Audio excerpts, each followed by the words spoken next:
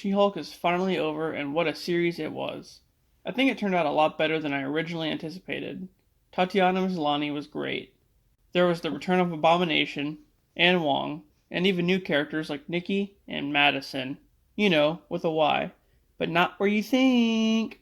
Body yaddy yaddy yaddy yaddy yaddy yaddy yaddy yaddy yaddy yaddy yaddy yaddy yaddy yaddy. Body yaddy yaddy yaddy yaddy yaddy yaddy yaddy yaddy yaddy yaddy yaddy yaddy yaddy yaddy. Body crazy curvy wavy big titties little waist. Body crazy curvy wavy big titties little waist. Body yaddy yaddy yaddy yaddy yaddy yaddy yaddy yaddy yaddy yaddy yaddy yaddy yaddy. So the series starts off with Jennifer Walters, an attorney who explains that she just became a Hulk.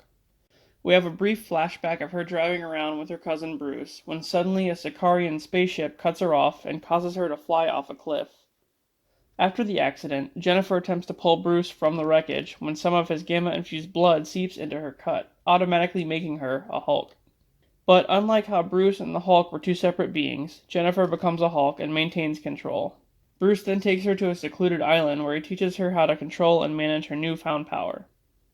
Later, as she's in the middle of a trial, a villain named Titania bursts in and quickly is defeated by Jennifer. In Episode 2, following the attack of Titania in court, Jennifer forever is dubbed the She-Hulk and gets fired from her firm because they don't want to be associated with superhumans. She then finds work at GLK&H, a firm that wants her to be the head of a new superhuman law division, but only if she maintains her She-Hulk form.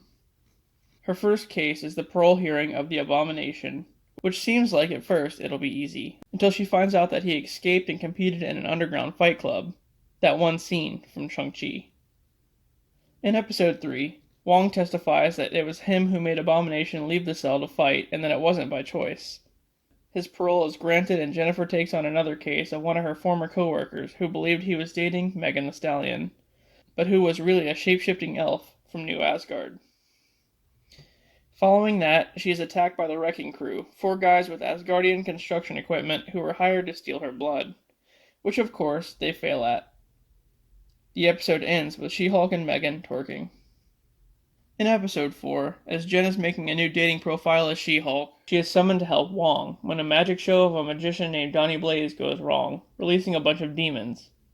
Wong explains that Blaze is a former student of Kamar-Taj and is now using his teachings for personal gain. So she takes him to court and wins the case, thanks to Madison, a clubgoer who helped to prove his magic is harmful and misused, preventing Blaze from ever practicing magic again. Just then, Jennifer is hit with a subpoena, as she's being sued by Titania for the use of the She-Hulk name. In Episode 5, we learn that Titania has trademarked the name She-Hulk for a line of beauty products. Jen uses her coworker Mallory Book as her lawyer and brings in the guy she's dated on the app as proof that she used the She-Hulk name long before Titania. Jen wins the case, preventing Titania from ever using the She-Hulk name again, and then she has a special suit made by a superhero tailor thanks to her paralegal, Nikki. In Episode 6, Jen attends her friend Lulu's wedding, but once she gets there, Lulu asks her not to be in Hulk form. And of course, Titania is there too, as one of the dates of the groomsmen. Following their court battle, Titania is sour for losing and attacks Jen, causing a huge fight.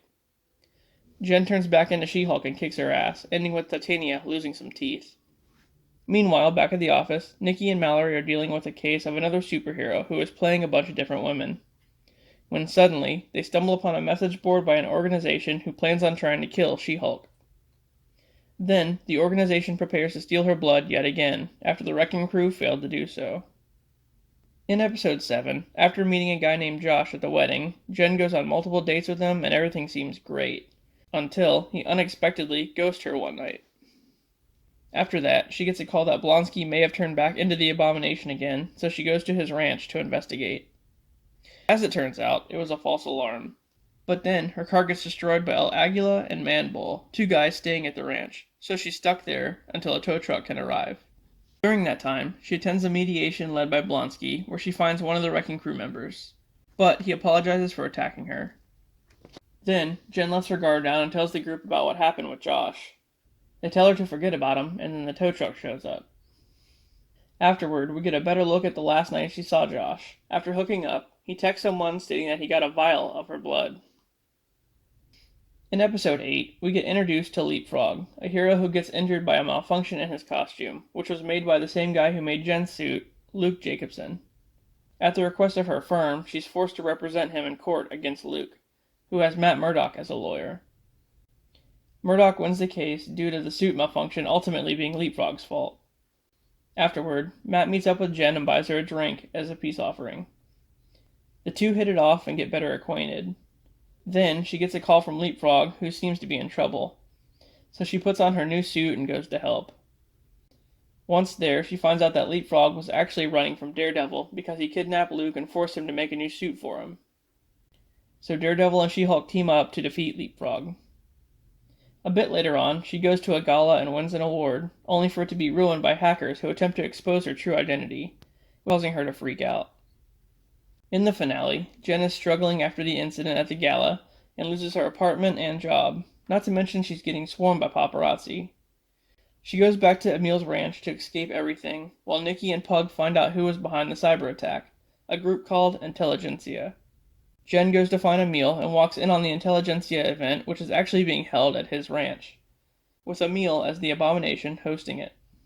It's here we find out that Todd, one of the guys she dated, created a group after being turned down by Jen and hired Josh to steal her blood, so that he can use it to become a Hulk himself. He injects himself and transforms just as shit hits the fan. Titania shows up, and even Hulk for a huge battle.